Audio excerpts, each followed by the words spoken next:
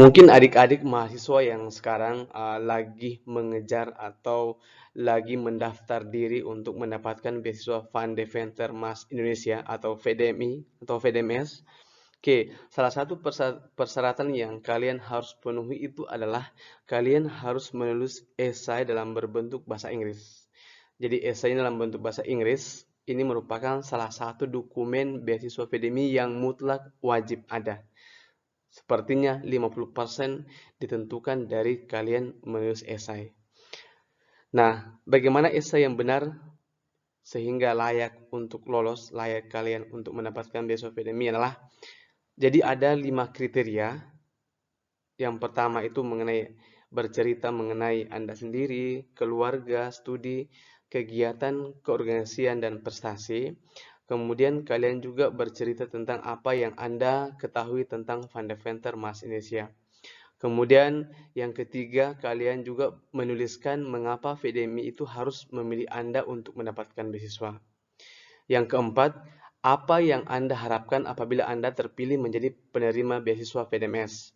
Yang kelima, apa yang Anda dapat berikan kepada lingkungan dan masyarakat setelah Anda selesai menerima beasiswa dan lulus kuliah.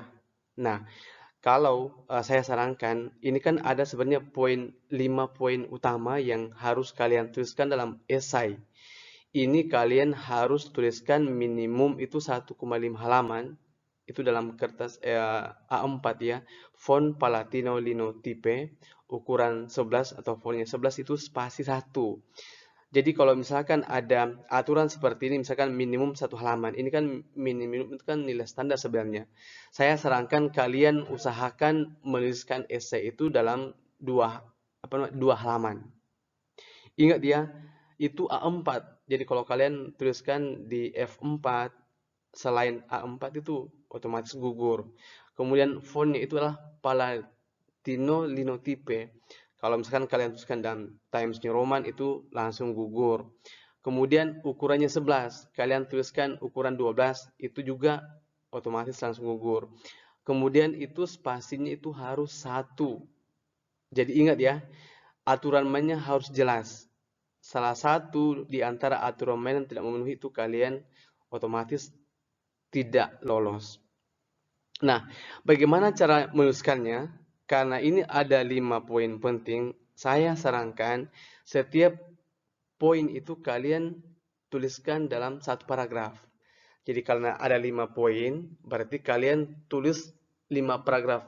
2 halaman ini dalam 5 paragraf. Nah, paragraf pertama itu kalian menjelaskan poin pertama, yaitu kalian menuliskan mengenai Anda sendiri, namanya siapa, kemudian dari mana, anak keberapa, bercerita tentang keluarganya, kemudian bapaknya siapa, mamanya siapa, berapa bersaudara, kemudian bapaknya kerja apa, mamanya kerja apa.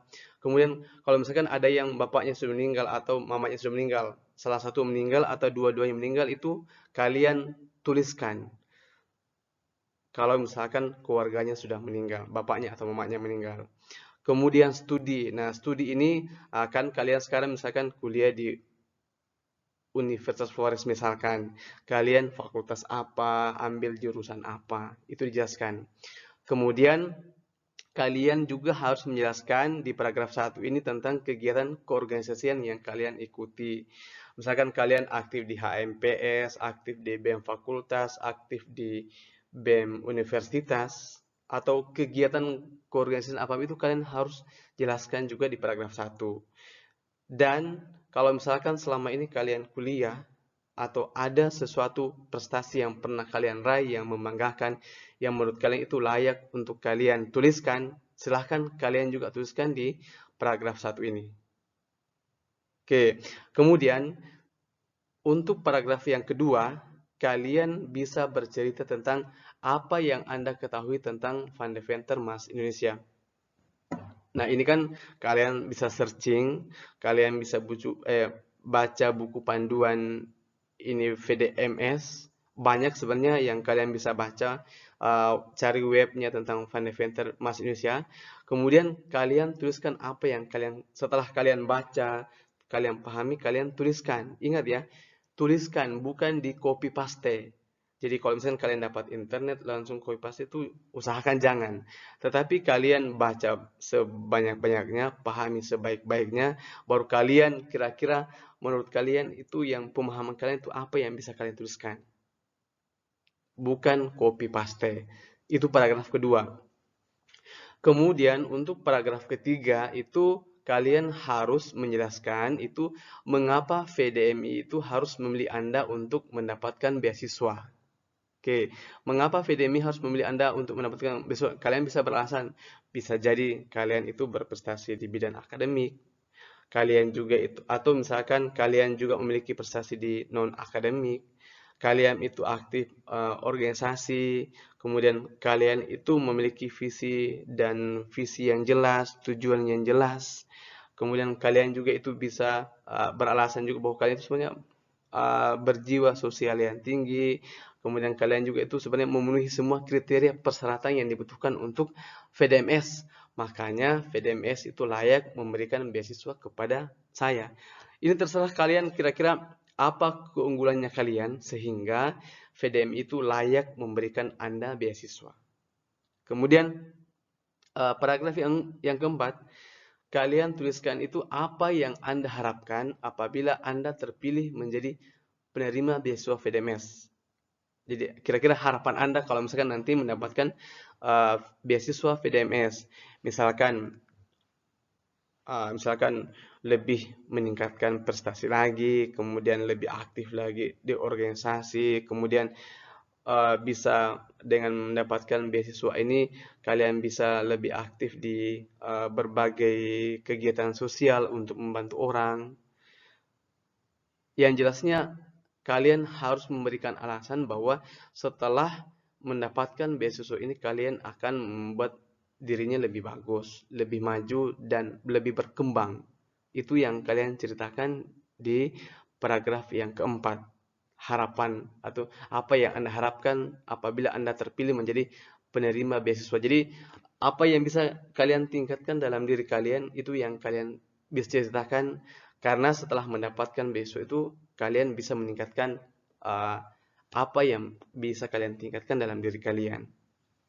Kemudian paragraf yang kelima itu apa yang Anda dapat berikan kepada lingkungan dan masyarakat setelah Anda selesai menerima beasiswa dan lulus kuliah. Nah, kira-kira sekarang nih kalau misalkan kalian mendapatkan beasiswa, nanti setelah wisuda atau setelah kuliah itu, karena kalian sudah mendapatkan beasiswa pada saat kuliah, kalian sudah memiliki kemajuan yang luar biasa mengenai prestasi akademiknya, prestasi non akademiknya, kemudian dalam organisasinya. Nah, apa yang nanti kalian akan berikan, yang kalian dapat berikan kepada lingkungan dan masyarakat setelah Anda selesai? Kalian bisa beralasan bahwa kalian akan menerapkan ilmu yang kalian peroleh selama di kuliah. Misalkan kalian selama ini aktif organisasi. Nah, di organisasi itu apa yang kalian peroleh? Nah, apa yang kalian peroleh itu kalian harus bagikan atau berikan kepada masyarakat. Itu yang kalian jelaskan. Kemudian misalkan kalian juga berprestasi dalam bidang akademik. Prestasi apa saja yang kalian peroleh selama perkuliahan itu kalian juga bisa terapkan di lingkungan masyarakat sehingga ada artinya kesinambungan. Apa yang kalian peroleh dari beasiswa itu untuk meningkatkan kapasitas diri kalian itu kalian juga berikan kepada lingkungan atau masyarakat. Sekian, masyarakat sekitar maksudnya. Jadi kalian bisa bercerita banyak ya tentang esai ini, tetapi saya sarankan ingat ya, ini kalian tidak lari dari 5 pokok utama tentang esai ini. Dan setiap pokok utama itu kalian usahakan jadikan dalam satu paragraf. Dan ingat, saya tekankan lagi bahwa walaupun kalian menuliskan dengan benar, dengan baik, kalimatnya bagus, tapi kalau kalian tidak memenuhi persyaratan penulisan itu tidak mungkin lolos. Jadi saya tekankan lagi, persyaratannya itu untuk esai itu adalah selain isinya bagus, kalian itu harus menulis minimal 1,5 halaman A4. Tapi saya sarankan kalau bisa, karena 1,5 halaman ini persyaratannya adalah minimal, artinya standar, kalian harus lebih di atas standar. Jadi lebih di atas standar. Kalau 1,5 berarti ya kalian bisalah 2 halaman, misalkan seperti itu. Kemudian ingat fontnya itu Palatino Linotype. Kalian itu harus lihat di laptopnya atau di komputernya jenis hurufnya. Jadi Palatino Linotype. Selain dari itu gugur.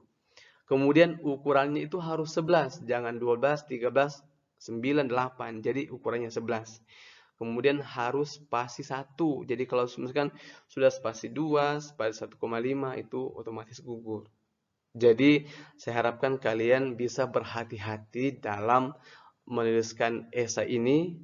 Kemudian kalian juga harus cermati baik-baik persyaratannya dari ukuran kertas, kemudian fontnya, spasinya.